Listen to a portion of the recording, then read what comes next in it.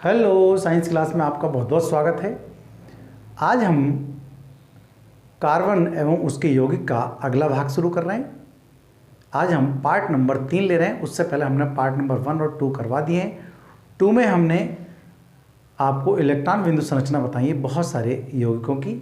उसमें जाकर के आप देख सकते हैं, उसमें सीख सकते हैं। अगर कोई समस्या है फिर भी मुझसे बात कर सकते हैं, पूछ सकते हैं, ठीक है। आज हम देख रहे हैं कार्बन का अपर रूप। एक नया टॉपिक है, बहुत ही हल्का फुल्का सा, बहुत मज़ेदार है। अपर रूप जल्दी स्टूडेंट के समझ में नहीं आता, लेकिन मैं बात बता रहा हूँ। एक पहले एग्जाम्पल बताएं उसका, तब मज़ा आएगा आपको समझने में। एक कहानी सुनाएं, फिर कहेंगे कहानी सुनाने लगे। कहानी सुना रहा हूँ, कोई बात नहीं, डरने वाली बात कुछ नहीं है, एकदम फर्स्ट क्लास करके सीखिएगा। जैसे हम एक मकान बनाने चले, उसमें 20,000 ईंट लगी और हमने दूसरी बिल्डिंग ममटी उमटी बना करके बड़ा फिट फाट कर दिया उसमें और रहने लगे एसी वेसी लगा करके, ठीक। अगर हम 20,000 उसी ईंट का हम एक सड़क बना दें, खड़ंजा बना दें, खड़ी ईंट की सड़क बनाएं, ओके, और एक पट ईंट की सड़क बनाएं, तो वो बहुत दूर तक जाएगी पट ईंट की सड़क तक। और खड़ी लगाएंगे तो बहुत ज़्यादा मजबूत होगी खड़ी ईंट वाली, उसको बिठाने से ट्रैक्टर एकदम आराम से निकल जाएगा। और खड़ी ईंट पे लगाएंगे तो उस तरह कहीं मिट्टी दब जाएगी कहीं ना कहीं, तो खड़ी ईंट का जो खड़ंजा हो जाता है वो ज़्यादा मजबूत होता है। सट के लगाया जाए और एक दूर दूर ईंट को बिछा करके लगाते हैं तो ईंट है फिर वो दबती चली जाएंगी। ईंट वही है, 20,000 ईंट है। एक खड़ी ईंट का खड़ंजा लगा दिया, एक पट ईंट का लगा दिया। अगर हम 20,000 ईंट का एक बहुत ही बढ़िया सा आलीशान एक मंदिर बना दें, एक आलीशान मस्जिद बना दें, तो उसका रूप हो जाएगा। लेकिन ईंट तो ईंट ही है उसके अंदर। तो एक बना दें टैंक, हम बहुत बड़ा सा टैंक, या फिर सभी 20,000 ईंट को एक बढ़िया सी जगह हम तय करके उसको और रख सकते हैं, तो एक बहुत ही मजबूती आएगी उसके अंदर। तो है उसके डिजाइन, मतलब उसके डिजाइनदार बनाएं, मतलब इसका जो ईंटों को खड़ा करके हम सेट कर सकते हैं, एक सेट बनेगा तो बहुत ज़्यादा मजबूत बन जाएगा। तो अब हम यह देख रहे हैं कि मैं ये वाली बात क्यों बताना चाह रहा हूँ। कहीं तो 20,000 ईंट कमज़ोर पड़ जा रही है, तो कहीं पड़ जा रही है बहुत मजबूत, और कहीं उसका डिज़ाइन कहीं है तो वहाँ उसका रूप बदल गया। बिल्कुल उसी चीज़ को देखेंगे हम। यहाँ पर समझें कि हम पढ़ रहे हैं कार्बन के अपरूप, तो वहाँ हमने देखा ईंटों के रूप, ईंटों के अपरूप। कहीं मकान बन रहा है तो कहीं दीवार बन रही है, कहीं सड़क बिछाई जा रही है तो कहीं टैंक बन रहा है, तो कहीं मंदिर बन रही है, कहीं मस्जिद बन रही है, तो वहाँ ईंटों के अपरूप हैं एक तरह से। वो समझ रहे हैं। तो कहीं कमज़ोर पड़ जाता है वो रूप उसका, है, कहीं सड़क ट्रैक्टर ट्राली गई तो वो धंस जाएगी, तो कहीं बहुत मजबूत है तो वो धंस नहीं पाती। ईंट वही है। तो कहने का अर्थ है कि बिल्कुल कार्बन के भी अपरूप हैं। कार्बन के जुड़ने की वजह से, कार्बन किस तरह से जुड़ता है, किस तरह से सेटिंग है, किस तरह से अरेंज है। जैसे ईंटों का वहाँ अरेंज हुआ था, है, पट ईंट का, खड़ी ईंट का गोल रूप में, गोलाकार रूप में अरेंज हुआ था, तो वहाँ अलग रूप हो गया। वहाँ मजबूत कितना था, कितना कमज़ोर था, ये देख रहे हैं। इसी तरह से कार्बन भी अलग तरीके से अरेंज होता है, व्यवस्थित हो रहा है। तो व्यवस्था की वजह से कार्बन के भी अपरूप बने। तो आज हम ये टॉपिक पढ़ने जा रहे हैं, कार्बन के अपरूप। आइए देखते हैं कार्बन के अपरूप में एलोट्रोप्स ऑफ कार्बन। देखना चाहते हैं क्या है एलोट्रोप्स ऑफ कार्बन। एक ही तत्व के भौतिक, मतलब तत्व इसमें दूसरा नहीं लगेगा, वही ध्यान रखें। कार्बन के अपरूप में कार्बन ही रहेगा, पूरे सिस्टम में कार्बन रहेगा। जो यौगिक वजह से हीरा बनना या कोई और चीज़ बनना, तो उसमें सिर्फ कार्बन है। और कार्बन आप जान रहे हैं कैसे जुड़ता है। कार्बन सहसंयोजी यौगिक, वो सहसंयोजी आबंध बनाता है, कोवलेंट आबंध बनाता है, ओके। तो कार्बन एक ही तत्व के भौतिक गुण, मतलब देखने में लगते हैं हमें भौतिक गुण अलग अलग।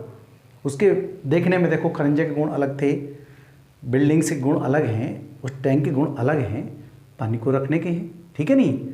तो उसी तरह से मंदिर के गुण भी अलग हैं। मंदिर भी हमें देखने से क्या लगता है, मंदिर में जाने से या मस्जिद में जाने से हमें क्या लगता है।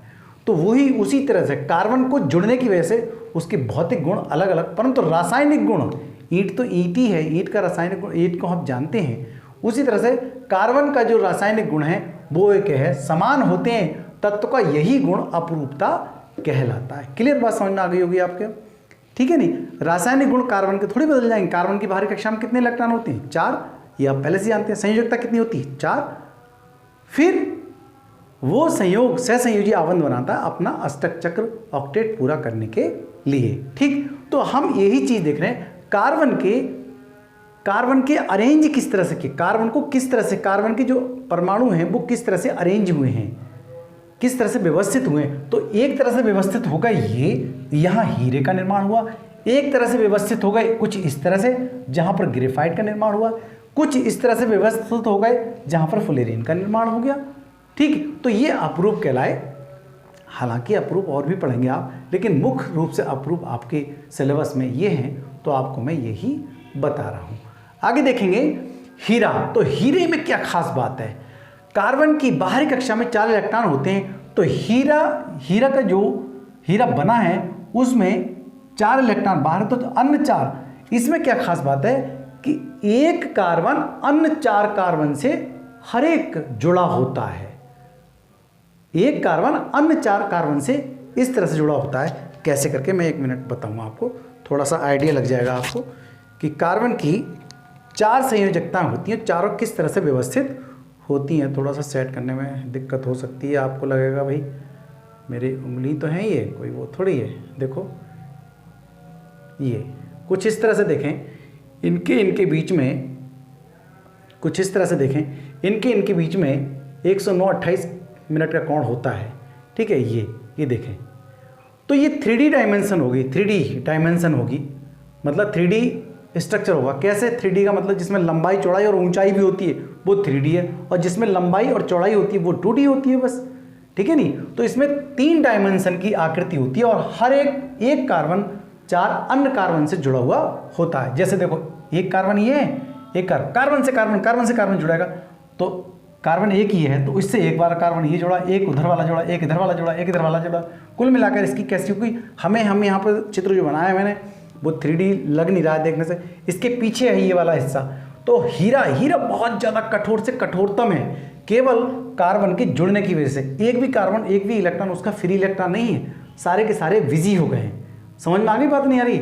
इसलिए इसकी क्या है, ये रंगहीन है, मतलब किसी प्रकार का कलर नहीं है, और 3 आयामी संरचना है इसकी, मतलब 3D, मतलब एक देखेंगे इसमें लंबाई चौड़ाई और ऊंचाई भी है, बहुत मोटाई, मतलब कहेंगे मोटाई भी काफ़ी मोटा है। ठीक है नहीं, तो मोटाई भी होती है। सबसे कठोरतम पदार्थ है अब तक का ज्ञात, इसलिए ये सबसे कठोर है। उसकी संरचना भी बहुत ही ज़्यादा हार्ड बनी हुई है। ठीक है, आगे आता है पारदर्शी है ये, मतलब आर पार देखा जा सकता है इसके, और चमक है। चमक इसलिए करता है क्योंकि अपवर्तनांक हीरे का बहुत ज़्यादा होता है, अधिकतम अपवर्तनांक होता है, इसलिए ये इस प्रकाश की किरणें बार बार मोड़ता है। ठीक है, सभी दिशाओं में मुड़ती हैं, इसलिए हमें लगती है बहुत ज़्यादा ये चमकदार होता है। आगे आता है ये विद्युत का कुचालक। वाह क्या बात है, विद्युत का कुचालक है। कुचालक क्यों है?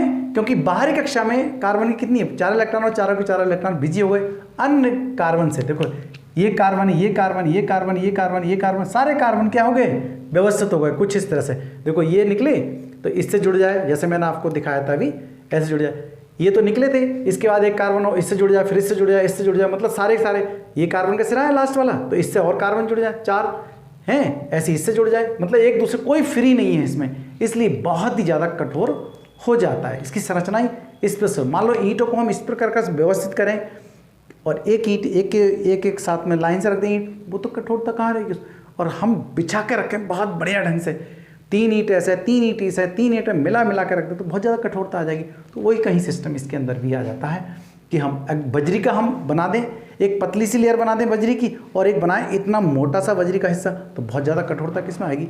वही सिस्टम यहाँ देखें कि जो अरेंज बहुत बढ़िया ढंग से किया गया है, किसमें, कार्बन में जो हीरा है, हीरे में जो कार्बन है बहुत बढ़िया ढंग से अरेंज है इसमें। तो क्या है, इसका विद्युत का कुचालक है, इसमें कोई फ्री इलेक्ट्रॉन नहीं है। समझ में आ गई होगी आपके बात, और ज़्यादा समझ में आएगा जब मैं इसको ग्रेफाइट को समझाऊंगा, तब आपके और ज़्यादा क्लियर आएगा पॉइंट ये कि विद्युत कुचालक क्यों है हीरा विद्युत का। उच्च गलनांक है इसका, ठीक है, इसकी मेल्टिंग पॉइंट बहुत ज़्यादा होते हैं, मेल्ट जल्दी नहीं होता है, ये गलता नहीं जल्दी, इसलिए बहुत ज़्यादा उच्च है। अब आते हैं तो इसका प्रयोग कहाँ करते हैं। प्रयोग तो आप जानते हो भाई, डायमंड का, डायमंड नेकलेस कहाँ, ज्वेलरी में, रिंग में बहुत बढ़िया करते हैं हम लोग। किसका इस्तेमाल, डायमंड का, हीरे का।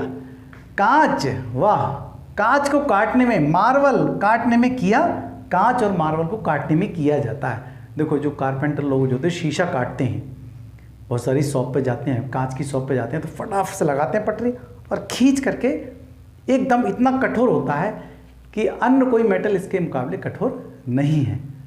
ठीक है, तो हीरे को कौन काटता है? हीरे को हीरा ही काटता है। समझ में, बहुत ज़्यादा कठोर है, इसलिए लोहा नहीं काटेगा इसे। समझ में आ गई नहीं आई? ये हीरा ही काटेगा। तो हीरे की नोक पर, एक पेन की, एक स्पेशल पेन आता है, उसकी नोक पर क्या करते हैं, एक बहुत ही छोटी सी गोली लगाते हैं और यहाँ खींचते हैं तो एकदम दरार डाल देता है नीचे तक, और वो कांच कट जाता है या मार्बल उसका कट जाता है, जो मार्बल होता है। ठीक है, तो इस तरह से कुछ हीरे की बातें मैंने आपको बता दी। आइए अब अगला हिस्सा देखते हैं, ग्रेफाइट। क्या बात है ग्रेफाइट में? ग्रेफाइट आप लोग बहुत बढ़िया ढंग से जानते हो। क्या है ग्रेफाइट? जो आपके हर समय हाथ में रहता है, पेंसिल, कच्ची पेंसिल जो सामने से है, ये ग्रेफाइट ही तो है। ध्यान रखिए, ग्रेफाइट है ये। और इसमें ग्रेफाइट ये कैसा है? बहुत चिकना होता है ग्रेफाइट, आर पार हम इसके नहीं देख सकते ग्रेफाइट के। ठीक है, और इतना कमज़ोर होता है, इतना सॉफ्ट है ये, इतना कमज़ोर है कि इसके सपोर्ट में लकड़ी का यूज़ किया गया है ताकि हम ये पकड़ सकें। और साथ में विद्युत का बहुत ही बढ़िया सुचालक होता है, ये ध्यान रखें।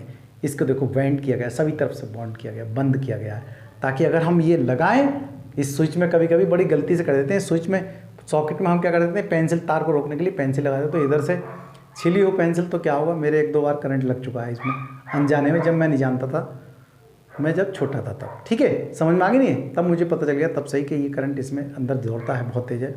मेटल नहीं है, कार्बन मेटल नहीं है, विद्युत का कुचालक है, कार्बन मेटल नहीं है, धातु नहीं है, फिर भी कार्बन का एक ऐसा रूप है कि ये विद्युत का सुचालक है, फ्लो करता है, करंट को बहुत जल्दी फ्लो कर जाता है। तो क्या कारण है? ये स्लेटी रंग का होता है, देखो स्लेटी रंग का।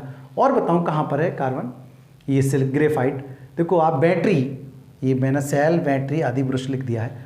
तो जो बैटरी के जो सेल होते हैं, टॉर्च के में सेल पड़ते हैं मोटे वाले, उसको हम फोड़ उड़ के देखें तो उसके अंदर एक रॉड निकलेगी, इतनी बड़ी रॉड निकलेगी, वो ग्रेफाइट की बनी होती है। और वो इसलिए होती है क्योंकि विद्युत की वो चालक है, बहुत बढ़िया चालक है, इसलिए वहाँ पर ग्रेफाइट का यूज़ किया जाता है। क्लियर? आप समझ में आगे हो गई हम क्या पढ़ने जा रहे हैं। तो क्या है ये स्लेटी, और इसके अंदर षटकोणीय एक ही तल में परत, इसमें बहुत ज़्यादा लेयर होती हैं। चलो मैं आपको फिगर बनाता हूँ। ये 2D होता है, 2D का मतलब इसमें सिर्फ मोटाई तो लगती है हमें जो मोटा है, लेकिन वास्तव में जो परत होती है वो 2D होती है, मतलब लंबाई या चौड़ाई की परत ही होती है, उसमें कोई वो नहीं होता है इसके अंदर। 3D लंबाई चौड़ाई ऊंचाई, लगता है हमें कि 3D है लेकिन है 2D ही। बहुत ही ज़्यादा चिकना होता है, फिसलनशील होता है, एकदम फिसलनशील, बहुत ज़्यादा चिकना होता है। आप देखें हाथ लगा करके इस पर भी आप लगातार देखते हैं, फिसलन, अपारदर्शी, इसके आर पार हम नहीं देख सकते, जबकि हीरे के हम कुछ संभावना बहुत ज़्यादा रहती हैं, वो पारदर्शी होता है। ओके, ये विद्युत का कैसा होता है? सुचालक। बहुत ही बढ़िया पॉइंट है ये, ध्यान रखिएगा, ये विद्युत का सुचालक होता है, स्नेहक के रूप में इस्तेमाल किया जाता है। ये मैं थोड़ा सा चित्र बनाऊँ आपको तब। स्नेहक मीन से जो मशीन होती है, मशीन के जो पुर्जे होते हैं उसमें कंपनी उसको ग्रीस के रूप में इस्तेमाल करती है। ठीक है, नहीं मतलब इतना चिकना होता है ये, स्नेहक के रूप में। ग्रीस जो है, ग्रीस से आप परिचित हो ही गए, जो गोलियां वगैरह में लगाया जाता है वही है, उसी की बात कर रहे हैं। स्नेहक के रूप में इस्तेमाल किया जाता है, और पेंसिल बनती ही है इससे। और सेल जो होता है, सेल में एक रॉड लगती है, रॉड होती है जो चालक का काम करती है, वो बैटरी। और आपको मैंने नहीं बताया था कि जो मोटर सिखाई है, आपने पिछले वीडियो में जाकर देखेंगे तो मोटर सिखाई, मोटर में वो भी दिखाया मैंने कि ये बहुत ही बढ़िया कार्बन का क्या है, ये अपरूप है, अर्थात इसको ग्रेफाइट कहा गया है। और बहुत छोटे छोटे ब्रश थे, तो वही मैंने लिख दिया यहाँ पर, ब्रश आदि।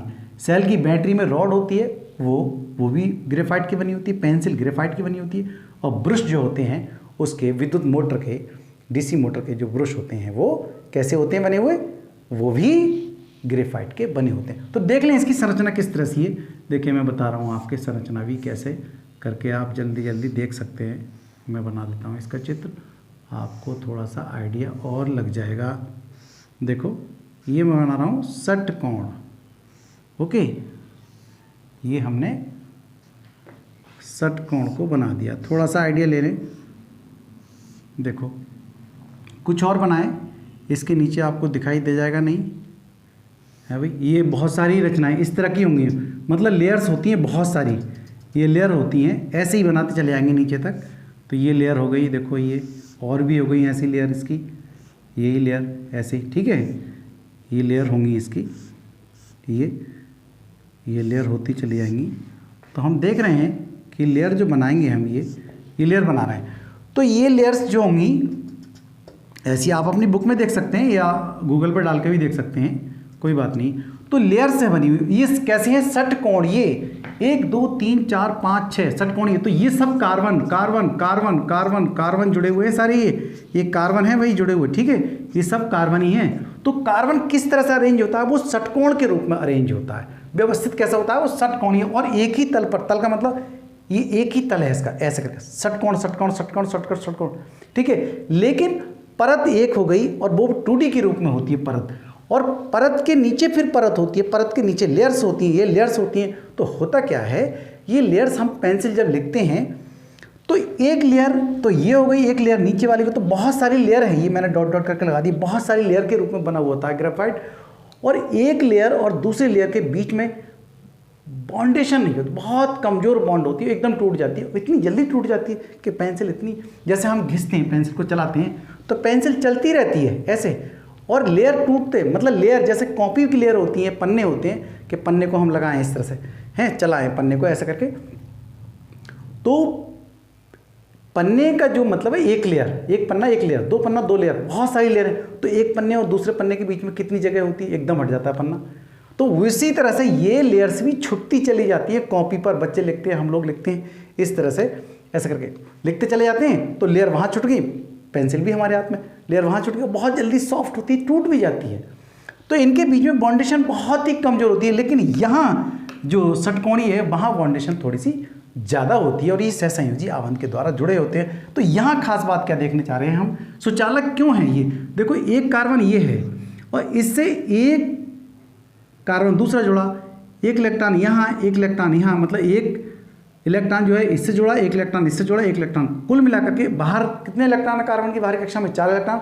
तो 3 तो बिजी हो गए और एक इलेक्ट्रॉन कहीं फ्री रह जाता है इसके अंदर, ये इसके जुड़ने की घटना है। में तो चारों के चारों इलेक्ट्रॉन बिजी हो रहा है, मतलब एक कार्बन से अन्य 4 कार्बन जुड़ जाते हैं, जबकि होता है एक कार्बन से मात्र 3 कार्बन ही जुड़ जाते हैं और उसमें एक फ्री रह जाता है, इलेक्ट्रॉन फ्री रह जाता है, ठीक है, वो फ्री रह जाता है, इसलिए वो क्या है, विद्युत का सुचालक है। इसमें ऐसा नहीं है, देखो एक इलेक्ट्रॉन ही है, मतलब कार्बन एक ही है, इससे जुड़ गया, इससे जुड़ गया, इससे जुड़ गया, 4 हो गए पूरे। ऐसे यहाँ 1 2 3 4, कोई भी इसमें फ्री नहीं है, इसलिए विद्युत का ये कुचालक, कारण समझ गए, विद्युत का कुचालक, विद्युत का चालक, नॉन मेटल होते हुए भी कार्बन, और कार्बन आप जानते हैं कार्बन कहाँ पाया जाता है, पी ब्लॉक में 14वें समूह में, बाहरी कक्षा में 4 इलेक्ट्रॉन संयोजकता इसकी 4, हम पिछले वीडियो में ये बात कर चुके हैं। ओके, ये बात आपको समझ में आ गई होगी पूरी तरह से।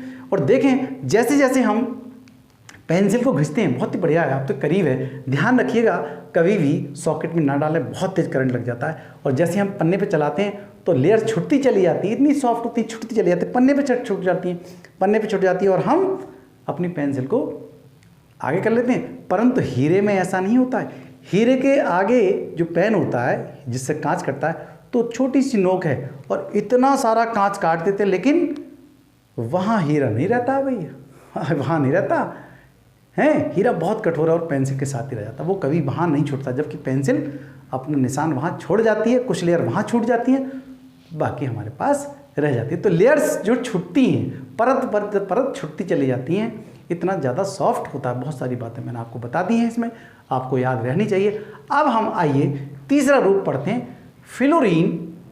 फ्लोरीन C60, मतलब कार्बन की संख्या इसमें 60 है, उसे फ्लोरीन कहते हैं। लेकिन फ्लोरीन क्यों कहते हैं, कार्बन इस प्रकार से अरेंज है, इस प्रकार से व्यवस्थित है जैसे एक फुटबॉल। फुटबॉल नाम क्यों दे रहे हैं, इसमें था एक बकमिंस्टर फुलर, ये अमेरिका के एक आर्किटेक्ट थे, मतलब डिजाइनर थे, किसके बिल्डिंग्स बनाते थे। तो उन्होंने एक जियोडेसिक नाम की गुंबद बनाई थी, हैं गुंबद बनाई थी। तो गुंबद का रूप जो था वो एक फुटबॉल के जैसा था। तो उन्होंने उस फुलर के नाम से जो खोजा गया था हिस्सा, उसका नाम रख दिया फ्लोरीन। इसमें कार्बन की जो संख्या है, कार्बन के परमाणु की जो संख्या है वो है 60। आपको ये वाली याद रखनी चाहिए थी बात। और इसका नाम क्या, फ्लोरीन। ओके, कैसे बनाई थी तो बताएंगे। बंकमिस्टर फुलर के द्वारा बनाई गई एक बिल्डिंग है जिसका नाम है जियोडेसिक गुंबद। उस गुंबद का रूप कुछ इसके समान है या गुंबद के जैसी ये फ्लोरीन C60 की संरचना है, हम ये कहें तो ज़्यादा अच्छा है। तो किस तरह की है मैं बना कर दिखा देता हूँ आपको हल्का सा। उसके अंदर जैसे फुटबॉल नहीं होती है, ठीक है, तो फुटबॉल के अंदर पंचभुज से होते हैं। तो पंचभुज देखें तो पंचभुज बनाए मेनली हम, देखो ये पंचभुज बन गया, देखो आपको पता चल गया ये पंचभुज हो गया, सॉरी पंचभुज बना लेते हैं हम। ये हो गया आपके पास पंचभुज। देखो पंचभुज इस तरह से दिखता है। तो ये कार्बन ये है, एक कार्बन ये है, एक कार्बन ये है, एक कार्बन ये है, एक कार्बन ये, इस तरह से जुड़ा हुआ है इसके अंदर, ठीक है नहीं। तो कुछ बहुत विशेष संरचना है इसकी, ऐसे ये जुड़ता चला जाता है ऐसे करके, समझ में आ गई होगी। ये जुड़ रहा है, ये इसके अंदर भी उसी तरह से। अंदर का मतलब पीछे की साइड में दिखाना चाह रहे हैं, ठीक है, ये पीछे की साइड में दिखाना चाह रहे हैं। आपको थोड़ा सा आइडिया लगाने के लिए मैं बना रहा हूँ इसे, अभी पता चल जाएगा आपको कि क्या बना रहे हैं सर। ये चित्र बनाने के लिए नहीं आएगा एग्जाम में आपको, ठीक है। ये आपकी बन गई एक फुटबॉल, इस टाइप से ये था। वहाँ उन्होंने 60 इसमें क्या थे, आप अपने बुक में देख सकते हैं इसको किस तरह से इसकी संरचना बनी हुई है। ओके, ये इस तरह से ये बात इनकी हो जाती है पूरी। और देखेंगे आप कि ये क्या है, फ्लोरीन। तो हमने आज जो पढ़े हैं वो देखे हैं कार्बन के अपरूप। यहाँ 3 पढ़े हैं, फ्लोरीन C60, ग्रेफाइट। आप समझ ही गए ग्रेफाइट में क्या खास बात थी, ठीक है। यह पारदर्शी सुचालक है क्यों कि एक कार्बन 3 अन्य कार्बन से जुड़ा होता है, खास बात इसकी है। और ये कार्बन क्या है, सभी के सभी कार्बन, एक कार्बन 4 कार्बन से जुड़े होते हैं, इसलिए बहुत ज़्यादा ठोस है, बहुत ज़्यादा सॉफ्ट है। विद्युत का सुचालक है और ये विद्युत का कुचालक है, मतलब इसमें बिजली नहीं जाती, इसमें बिजली बहुत तेज़ी के साथ में दौड़ती है। ये आप छोटी छोटी बातें मैंने आपको बता दी हैं। अगले टॉपिक में हम देखेंगे उसका वर्सेटाइल नेचर कैसी है, किसकी, कार्बन की। चतुष्फलकीय संरचना कैसी है, ये हम सीखेंगे, बहुत ही इंपॉर्टेंट टॉपिक।